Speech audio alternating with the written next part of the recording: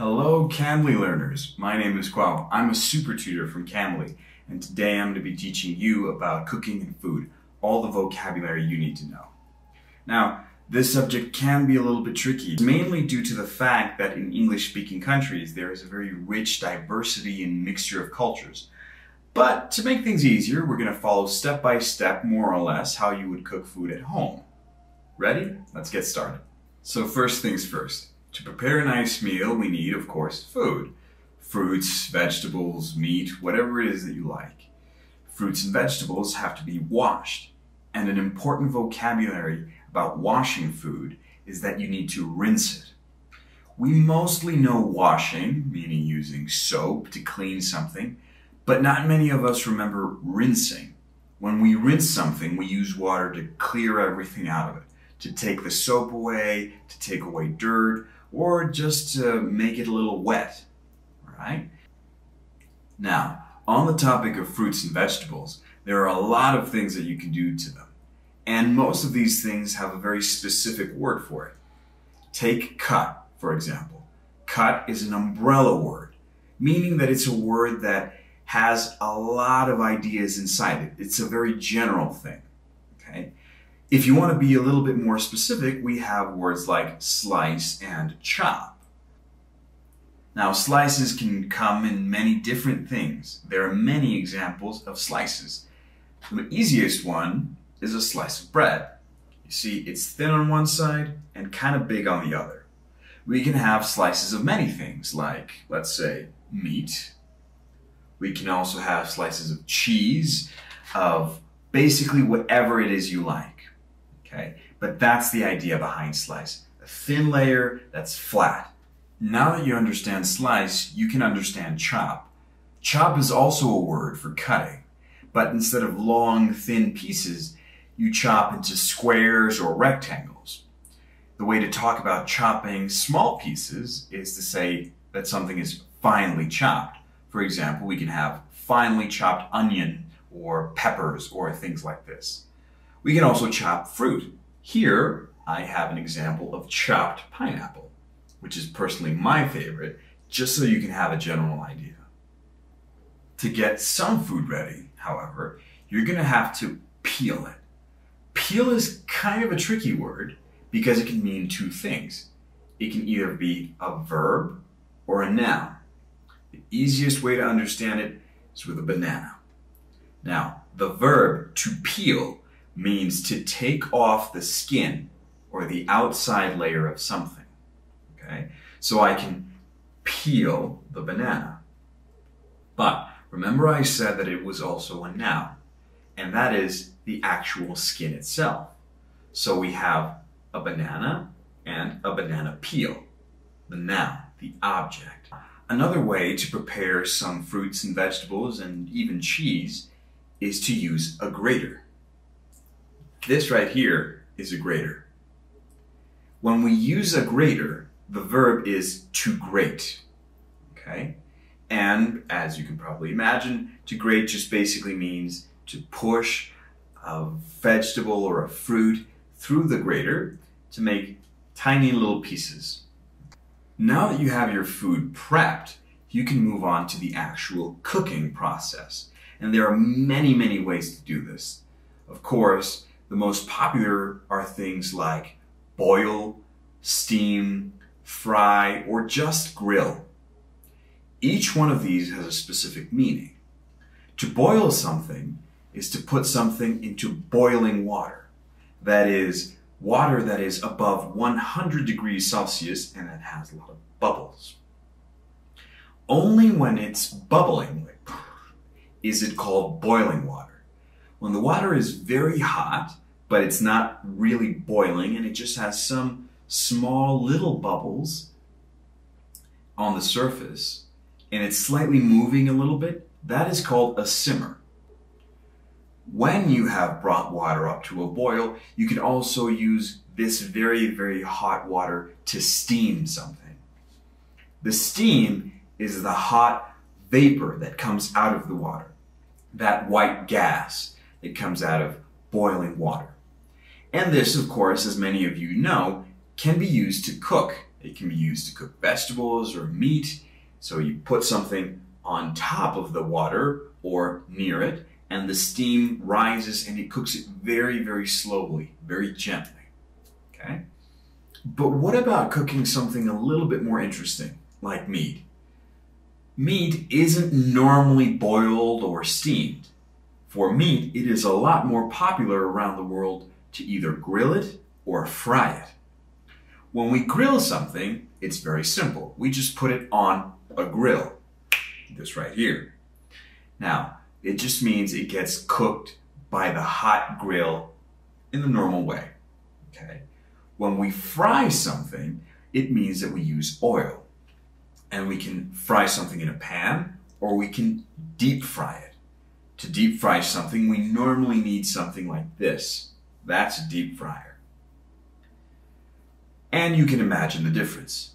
To deep fry something is to put it completely inside the hot oil until it is completely fried. When we're talking about other ways of frying, we normally use a pan. To cook your food, you're going to need something to cook it with. Some students don't really remember the word appliance. Some people say a machine or a tool when they're talking about those things that usually help us do things around the house. It can be big or small, but of course, when we're talking about cooking and food, the most important ones, a stove and a fridge. There are some others, a blender, a coffee maker, or a microwave oven, often normally abbreviated or called just a microwave. Okay? These are the most popular appliances around the world, but what appliances do you have in your house? There are many, many words for it and many, many types. Now, apart from appliances, we're also going to need utensils. And the two most important that some people sort of mix up are pots and pans. Now, a pan is one of these. It's relatively flat, it's pretty easy to use, and it's quite convenient. But a pot is one of these. It's deep, it's a little bit bigger, and it's used for some things that are a little bit more complex, like a stew or a fancy soup. Okay? Now, for utensils, most of you already know knife and spoon, but you might also need something else, like a spatula, which is very specific, or a whisk, which can be a noun or a verb. And what about a cutting board to complement that knife? On the topic of pots, pots are normally designed for liquids like soup, but they can also be used for some other things that can be quite interesting. Let's say a pot roast. Right? Because of its shape, we can do something that is called stir frying. Stir frying is the mixture of stir and fry. You already know fry, but stir is very specific. Stir is when we take something long, put it inside some utensil like a pot or even a cup, and we move it in this circular motion. Right? For example, we can add milk to our coffee and stir. Or we could add meat, a little bit of oil, and that is called stir frying. Because you're not exactly frying it, you're complementing it with the stirring. So it's a very special type of process to cook. A little extra word that you might want to know is cutlery. Cutlery is the general term for all the knives and spoons and forks that we may use. All those little metal objects that we use to eat, all of that is called cutlery. So don't forget it. All right. So you've already seen that some methods of cooking are very, very specific, and they have a specific utensil, like stirring, stir frying, or grilling. There is also a very popular one, baking. Whenever we use an oven, we bake. So we can bake a cake, bake cookies. So, food's almost ready. What's missing? Well, that's totally up to you. Some people like their food really, really intense. some not so much. So you can add salt, spices, butter, cheese. It's totally depending on you. One common thing is to melt something on hot food or in the pan itself.